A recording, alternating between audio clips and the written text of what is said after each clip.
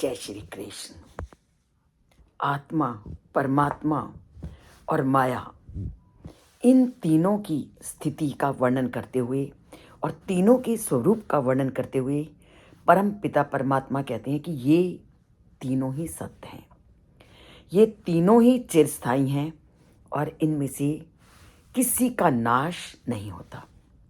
पर जिसमें ये आत्मा निवास करती है, उस शरीर का क्या होता है उसका वर्णन करते हुए श्री कृष्ण कहते हैं कि अंतवंत इमे देहा नित्यस्य उक्ता शरीरिणः अनाशिनो अप्रमेयस्य तस्मात् युध्यस्व भारत।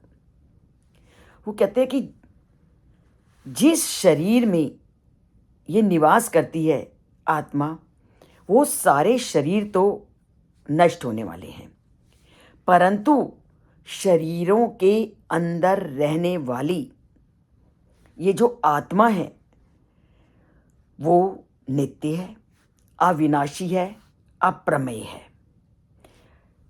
नित्य, अविनाशी और अप्रमेय इस आत्मा के ये जो शरीर हैं वो अंत होने वाले हैं। तभी तो कहा है ये माटी का खिलौना है शरीर और माटी में ही मिल जाएगा। और कैसे ये शरीर मिट्टी का है और मिट्टी में मिल जाएगा, इसी को आज हम विस्तृत रूप से जानेंगे कि क्यों कहते हैं मिट्टी का खिलौना तू मिट्टी में ही मिल जाएगा। तो क्यों करता है मनुष्य तू गर्व इस शरीर पर। तो वो कहते हैं कि जब इस शरीर ने तो नष्ट होना ही है, तो तुम क्यों इस युद्ध से मुख मोड़ के खड़े हुए हो? उठो और युद्ध करो। क्यों? क्योंकि इस शरीर की जो आत्मा है उसका तो नाश होना ही नहीं। वो आत्मा नित्य है, अविनाशी है और अप्रमेय।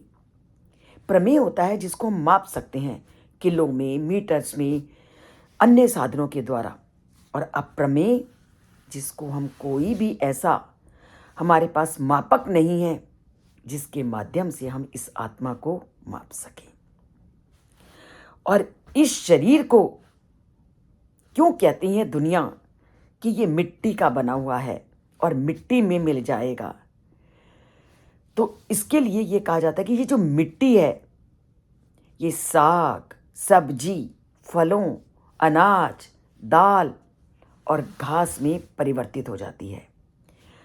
आप देखते हो आसपास जितने भी पेड़ पौधे होते हैं उनको उगते हुए, और ये किससे उगते हैं? मिट्टी से। और इन्हीं में गाय घास चरती है, और गाय जब घास चरती है तभी तो हमें दूध की प्राप्ति होती है और हमारे शरीर का पोषण होता है। और जितने भी मिट्टी इन खाद्य पदार्थों को उत्पन्न करती है वो सारे खाद्य पदार्थ ही हमारे शरीर के पोषण में सहायक होते हैं, क्योंकि उन्हीं मिट्टी से उत्पन्न होने वाले खाद्य पदार्थों का हम लोग सेवन करते हैं और शरीर को हृष्ट पुष्ट बनाते हैं। और ये सारे के सारे खाद्य पदार्थ और गाय के द्वारा खाया गया चारा भी सब हमारे शरीर में प्रवेश करता है किसी न किसी माध्यम से। अतः ये कहना अतिशयोक्ति नहीं होगी कि शरीर मिट्टी से निर्मित है। इसीलिए कहते हैं हे मिट्टी के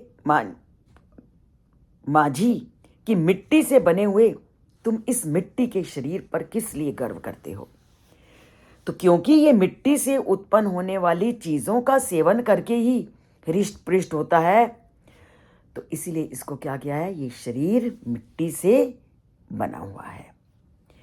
इसके अतिरिक्त जब हमारी मृत्यु होती है, अर्थात हम संसार को छोड़कर दूसरे लोक में जाते हैं, तो मृत्यु के समय जब आत्मा शरीर को छोड़ देती है तब शरीर की अंत्येष्टि भी 3 प्रकार से की जाती है। कृमि, विद या भस्म। यदि शरीर को अग्नि में जला दिया जाता है तब वह राख में परिवर्तित हो जाता है, वो भी मिट्टी का एक रूप है। और यदि दफनाया जाता है तो यह कीटाणुओं का भोजन बनता है। और अंततः तभी तो इसको कहा है कृमि विद या भस्म, कि या कृमि मतलब कीड़े मकोड़े खाएंगे या भस्म बन जाएगा। और यदि शरीर को जला दिया जाता है तो अग्नि से जलाने पर ये भस्म का रूप धारण कर लेता है। और भस्म क्या है? ये भी मिट्टी का एक रूप है। तो ये मिट्टी में मिल जाएगा। और यदि इसे जल में प्रवाहित कर दिया जाए तो ये समुद्री जीवों का ग्रास बन जाता है। अर्थात जितने भी समुद्री जीव हैं वो इस शरीर से अपना भोजन बनाते हैं। और जब उन्होंने ये भोजन ग्रहण किया तो मल त्याग भी करते हैं। और मल जो त्याग है वो अंततः समुद्र के तल में मिट्टी में मिल जाता है।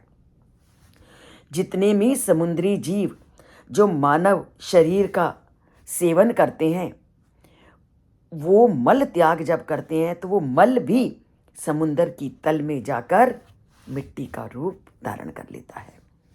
इस प्रकार मिट्टी संसार में अद्भुत प्रकार से आवर्तन करती रहती है। यह मिट्टी खाद्य पदार्थ में परिवर्तित होती है और खाद्य पदार्थों का सेवन हमारा शरीर बनता है। और अंत में मृत्यु के पश्चात शरीर मिट्टी में परिवर्तित होकर उसी में मिल जाता है। कोई भी ग्रंथ ले लो, हमारे धर्मों में तो इसका विस्तृत रूप से वर्णन मिलता ही है कि मिट्टी का बना हुआ ये शरीर है।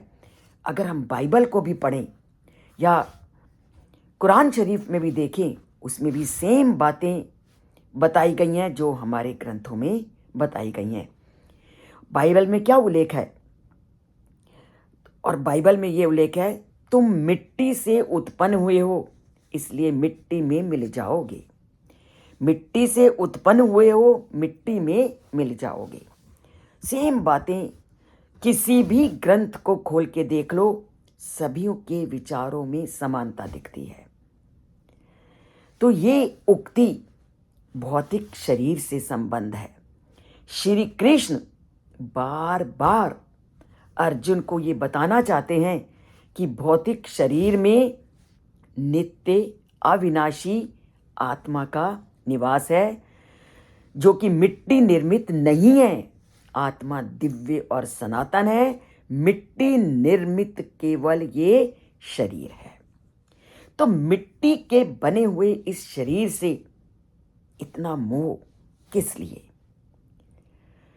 तो मिट्टी से बने शरीर के से मोह का त्याग करो और उसके प्रति वही मोह उत्पन्न करो जो इस मिट्टी के शरीर के लिए तुम करते हो।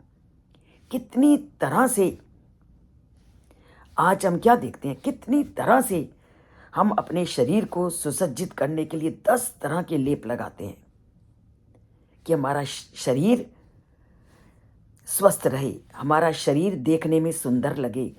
और जैसे जैसे हम आगे आगे अपनी अवस्था में जाते हैं, अनेक प्रकार के लेप हम अपने मुख की शोभा को बढ़ाने के लिए लगाते हैं।